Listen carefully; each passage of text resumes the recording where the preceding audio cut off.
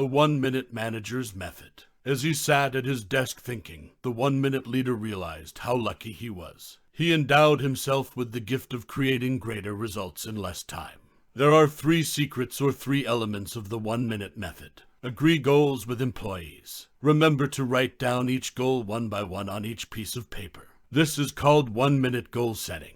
From there, employees know exactly what is expected of them and rarely go to the manager to present their problems. They know they were hired to solve the problems. Employees should reread goals regularly as a way to ensure that results are up to expectations. They should also provide details of progress to the manager. This doesn't mean that managers keep track of what employees are doing, but that managers can know they're doing the right thing. From there can reward a minute, providing immediate and positive feedback on work done. If a person has the skills to do the job properly but does not bring the expected results, the manager will have a 1-minute reprimand. This serious reprimand is a reprimand of an action or attitude, not a reprimand of a person, and this is the only exception to the employee's day-to-day expertise. After reprimanding, the manager reminded the employee of his value to the company. Part 2 of the story aims to explain why the 1-minute management style works. 1-minute goal setting is doable because the number one human motivator is feedback on results. We want to know how we work, and if we do well, we feel satisfied.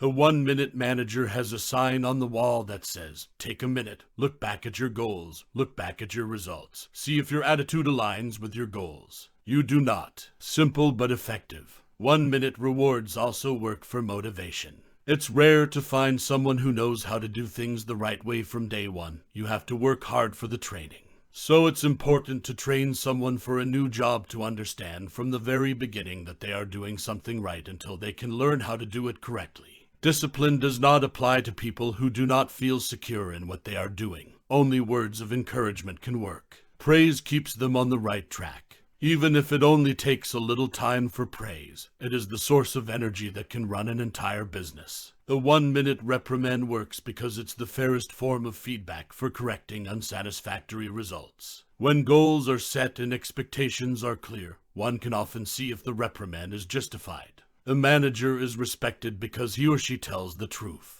Because reprimands are quick and focused on the specific action, the person being reprimanded is less likely to feel upset. When this is over, it usually ends on a good note and can be quickly forgotten or even taken seriously. Efforts to lead. The oversimplification of the 1-minute management style will seem questionable to some. However, it is a bit more than applying efficiency to human relations in the work environment. The philosophy of take a little time to get big results comes from a realistic appreciation of human nature. The 1-minute manager in the story admits that management can't always be done in a minute. Rather, it is the implication that managing people may be less complicated than we think. It is not necessary to hold countless meetings of goals and problems. It takes time to invest in goal setting, but then the contact between the boss and subordinates can be reduced to a bare minimum. Learn a few examples of successful people management. Investor Warren Buffett hires directors and agrees on a handful of goals so clear he rarely needs to see them.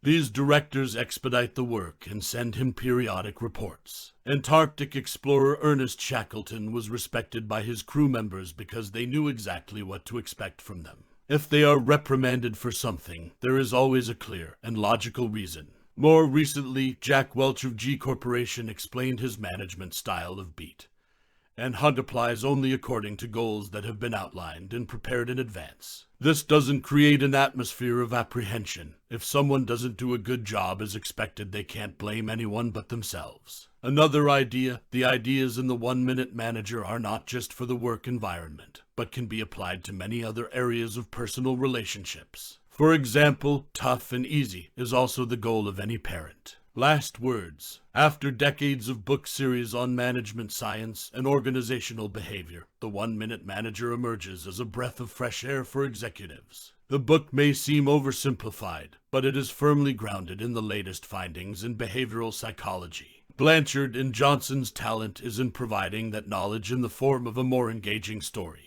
Today, the organizational structure of companies is less hierarchical and focuses on teamwork, so it can be said that the book is less relevant. The book seems to describe an old, hierarchical, and sexist working environment and a boss and subordinate style of work. More importantly, today we can distinguish between mere managers and leaders. If leadership creates morale, then managers merely manage. However, the real leader will find it difficult to do without some basic people management skills. They will seek to create a comfortable work environment where everyone has the time they need to pursue important goals. The sense of comfort is because each person knows exactly his or her role. There is transparency and clarity of the goal.